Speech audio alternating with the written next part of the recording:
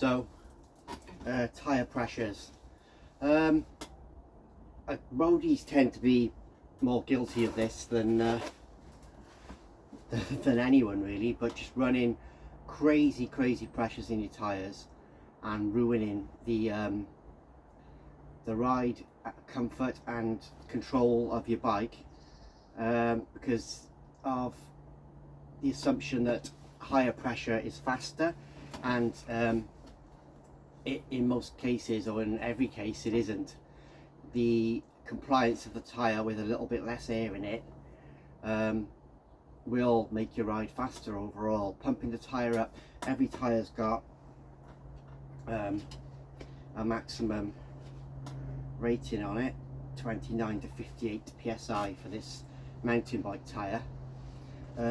That tyre at 58 psi would feel absolutely awful. I mean, in fairness, mountain bikers are pretty good with their tyre pressures, and they tend to know you know, to run a lot lower than what is stated as the max. But for a long time, road riders would see a tyre, and I did it myself, see a tyre with 120 max on the sidewall, and maybe even try and pump it up to 125, because you just had this thing in your mind that firm tyres meant a fast bike. But obviously tyres now have increased in size. I mean, those days it was 23mm tyres we were running on road bikes. 25 is the norm, 28 is coming in more and more as a normal on a road bike, and 30 for certain applications. And then you've got obviously gravel tyres up to 50C, and again, people run them at sort of road pressures, you know, old school road pressures, where I've now settled for a 25mm tyre on the road. I wouldn't put more than 80 psi in it probably, and I'm about 11 stone, well, 11 stone, so 80 psi in a road tyre. My gravel tyres I'm running as low as 20 at some points, depending on the ride. But yeah, it's the temptation, especially for a roadie, to just go absolutely flat out with the pump and put the maximum possible amount of air in the tyre.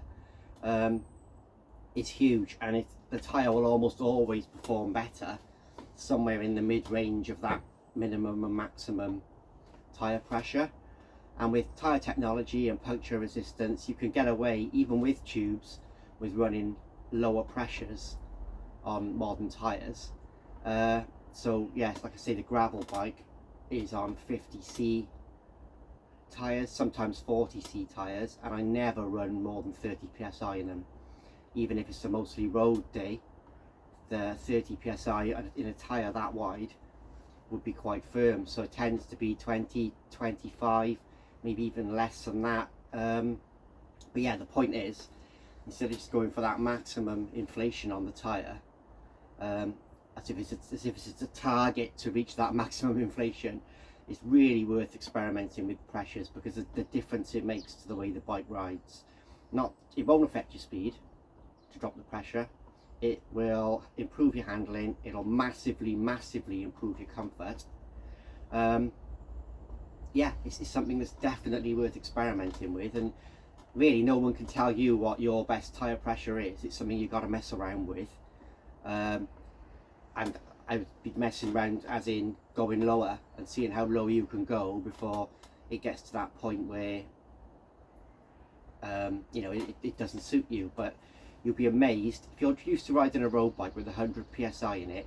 Take it out with 80 psi on the next ride and see what the difference is with that tiny adjustment in 20 psi of pressure.